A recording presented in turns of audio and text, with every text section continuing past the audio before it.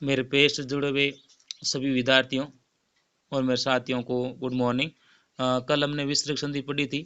विसर्ग संधि का तीसरा भाग हमने जो सत्व संधि थी उसको हमने पूरा पढ़ लिया।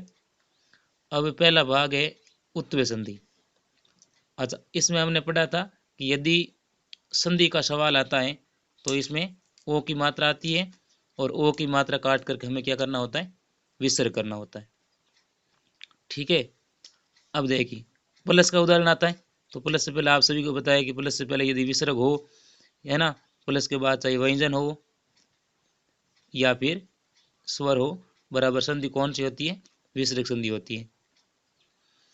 अब विसर्ग में चले गए। अब विसर्ग के तीन प्रकार है, उत्व्य, रुत्व्य और सत्व संधि। सत्व संधि हम कल हमने पढ़ ली थी कि यदि प्लस के बाद किसी भी व्यंजन का यदि पहला और दूसरा वर्ण आता है तो सत्व संधि होती है। तो वो तो एक हो गई अलग से। अब बची है उत्व संधि और दूसरा भाग रुत्व संधि।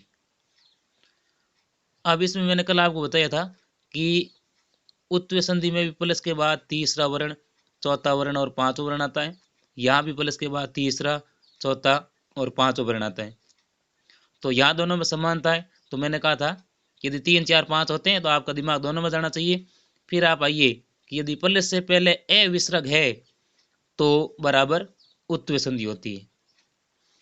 तो अब उत्व संधि की यह परिभाषा हो गई कि ए विसर्ग प्लस तीसरा, चौथा और पांचवा वर्ण, इसके अलावा ये, वे, रे, ले और है, यह भी आता है।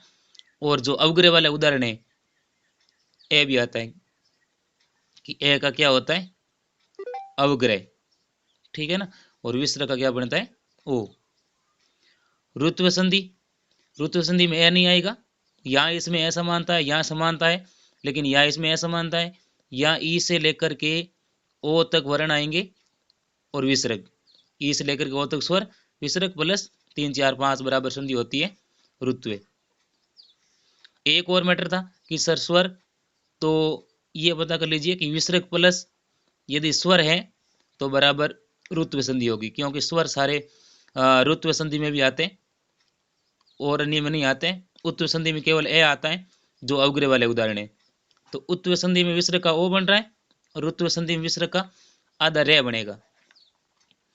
ठीक है, व्यंजन आने की स्थिति में आधा रे होगा जो ऊपर जाएगा और स्वर आने की स्थिति में रे पूरा बन जाएगा। अब देखिए, अब मैं दोनों को आपको साथ में पढ़ा रहा हूँ, उदाहरण लिख रहा हूँ मैं प्लस के। हमने यहाँ पर उदाहरण लिख दिया जैसे यस विसर्ग प्लस गानम।